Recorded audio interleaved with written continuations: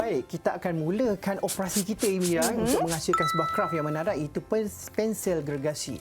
Jika diperhatikan, terdapat banyak peralatan dan juga perkakas di sini untuk kita menghasilkan karya kita. Okey, seperti mana yang Mira dapat perhatikan, kita dapat lihat di sini ada kad manila dan juga kertas warna.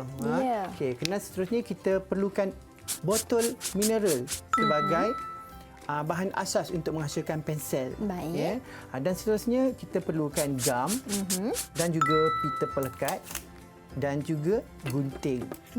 Okey, gunting. Tetapi Mira cikgu. kita perlulah berhati-hati ketika menggunakan benda tajam seperti gunting dengan memastikan ada pengawasan daripada orang dewasa. Itu untuk bahan dan peralatan. Betul. Baik, dan setelah saya sebutkan peralatan dan bahan-bahan tadi, pastikan bahan-bahan tersebut memang mencukupi, tetapi walau bagaimanapun sekiranya hendak menggunakan bahan gantian lain seperti kertas, surat khabar, pembalut kertas pun tidak ada masalah, asalkan nampak ceria dan menariklah di mata masing-masing. Jadi setelah kita memperkenalkan bahan tadi Mira, boleh kita mulakan? Boleh, cikgu. Baik, kita akan mulakan. Jadi di sini saya nak minta bantuan Mira jugalah. Boleh tak kita hasilkan pensel gergasi bersama-sama? Wah, pensel gergasi macam ni. Boleh, cikgu. Baik, di sini kita akan kongsi bersama-sama barang untuk menghasilkan langkah-langkah memperlihatkan bagaimana penghasilan pensel gergasi. Baik, langkah yang pertama ialah kita memerlukan kad manila. Ya, kad manila. Okay, di mana kad manila ini kita perlu mengukurlah, ukur mengikut saiz pada botol mineral. Baik. Okay, yang bahan lain kita tepikan dahulu supaya tidak mengganggu semasa kita membuat potong pada kertas kad manila ini. Okey, untuk yang pertama sekali kad manila, kita menggunakan ukuran botol mineral separuh saja. Separuh saja. Kalau nak tanda boleh, kalau tak perlu tanda pun tidak mengapa. Kita anggarkan sajalah. Okey, separuh saja. Tujuannya apa? Yang ini kita hendak mulakan pada bahagian atas dahulu. Untuk bahagian atas. Okey, kita lipat. Seterusnya kita gunting. Pastikan gunting dengan berhati-hati. Okey. Baiklah. Kita lipat dan kemudian kita gunting. Ya, betul, kita gunting. Okey. Kita gunting mengikut kesan garisan yang telah kita hasilkan tadilah, menggunakan gunting yang berhati-hati. Okey. Seterusnya, setelah kita gunting, kita akan dapat dua saiz, iaitu kertas yang besar dan juga yang kecil. Okey, yang besar ni kita akan hasilkan badan pensel. Baik. Manakala yang kecil ni kita akan hasilkan mata pensel lah. Mata pensel. Okey, untuk bahagian mata pensel ni kita mulakan dulu sebab mata pensel ni biasanya dia akan mengikut saiz pada badan botol mineral. Jadi kita kerat dua untuk bahagian mata pensel. Okey. Kita lipat terlebih dahulu, cikgu. Ya, boleh lipat dulu. Kalau nak kerat terus pun tidak mengapa sebab kita perlu sedikit saja, tak perlu banyak. Satu ni boleh kita simpanlah untuk sebagai hiasan ataupun boleh nak gunakan untuk hasilkan satu lagi pun boleh juga. Okey, langkah yang seterusnya Mira Ya, cikgu. Okey, kita hasilkan saiz ni dalam bentuk kon. Bentuk kon. Kita hasilkan bentuk kon Okey, kemudian kita cuba acukan pada botol mineral, pastikan muatlah. Nampak kan macam ada serupa macam menyamai bentuk mata pensel. Ya. Bentuk kon. Kalau yang atas ni tak tajam pun tak mengapa. Tidak mengapa. Okey. Baiklah, cikgu. Sebenarnya bila kita dah agak orang kata apa, macam dah muat dengan bahagian atas botol ni, bolehlah kita gam ataupun paling mudah kita gunakan pita pelekat lah.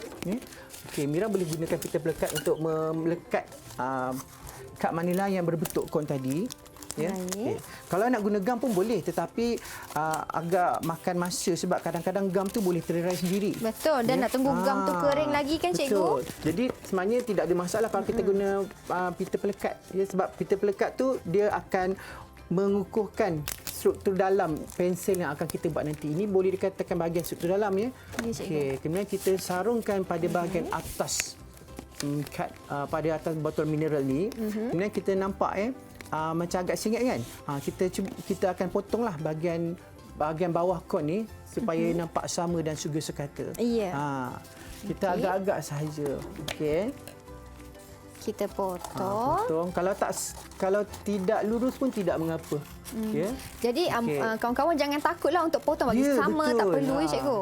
Nampak kan? Muat-muat dengan botol mineral bahagian atas. Dah nampak macam mata pensel. Okey. Untuk memastikan yang kedudukan kon ini tak lari daripada botol mineral, kita gunakan pita pelekat lagi sekali. Ya, kita gunakan pita pelekat untuk melekatkan bahagian kon dengan bahagian botol mineral lah supaya tak lari. Ya, okey. Semasa melekat tu pastikan yang agak tegak lah ya supaya ketepatan mata pensil tu nampak jelas semasa kita menggunakan langkah-langkah seterusnya untuk menghasilkan badan pensel itu nanti. Okey. Maksudnya saya lekatkan pada botol Ya, betul. badan botol Okey. Di sini saya sudah lekatkan. Kemudian Cikgu Fahmi, murid-murid sudah lekatkan, apa pula langkah berikutnya? Setelah kita pastikan yang bahagian mata pensel dah siap, okey, kita gunakan kertas warna. Mira nak warna orange ataupun warna kuning? Mana yang menarik? Kalau macam ni Mira ambil warna orange lah Cikgu, warna jingga. Kalau macam tu, saya akan menggunakan warna kuning. Okey. Okey. Yang ini kita akan gunakan kertas yang berwarna lain, ya, berwarna lain supaya dah nampak menyerlah bahagian mata pensel ni supaya taklah serupa dengan bahagian warna badan nanti. Okay, seterusnya kita balut supaya kita dapat menutup keseluruhan bahagian mata pensel. Yang ni kita gamkan. Okey, untuk bahagian mata pensel ni, saya sebenarnya lebih suka menggunakan berus. Ya, berus kemudian saya untuk menyapukan gam. Ya, kalau Mira nak guna gam yang ni pun boleh.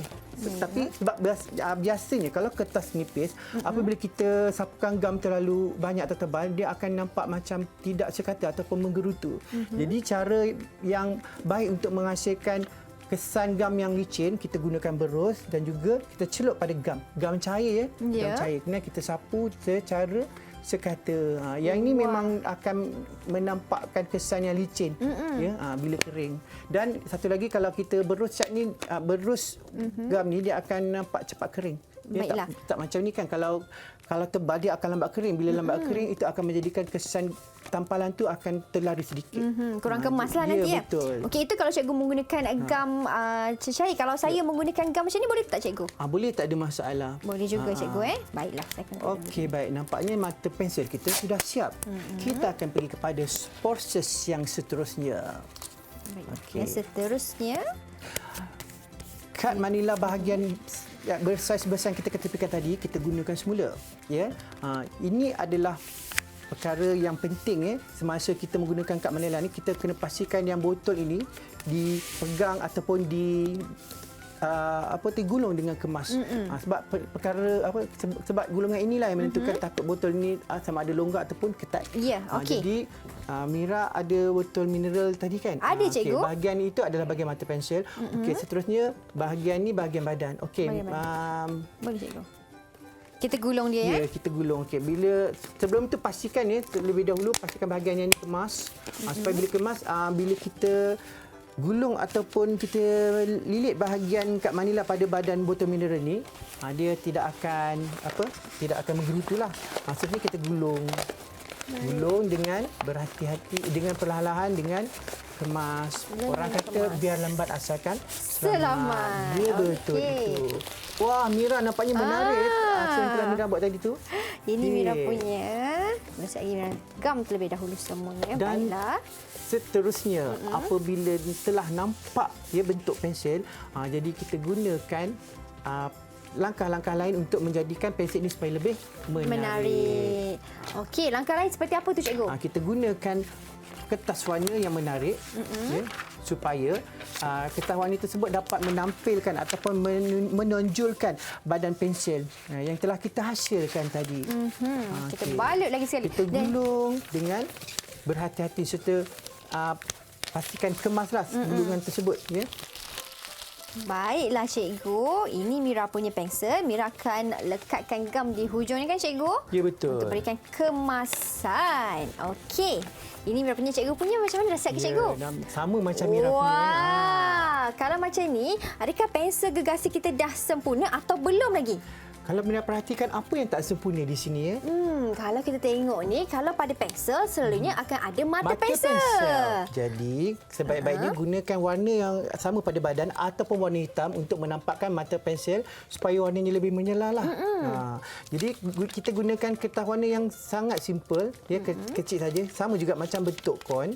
Ya, kita bentukkan kon. Seterusnya kita sarungkan saja di atas. Okey. Ya, betul. Ini merah putih. Nampak kan bentuknya kan? Kalau nampak bentuknya yang tidak sekata, kita tanggal dan kita gunting. Ya, bila kita gunting akan jadi bentuk macam ni.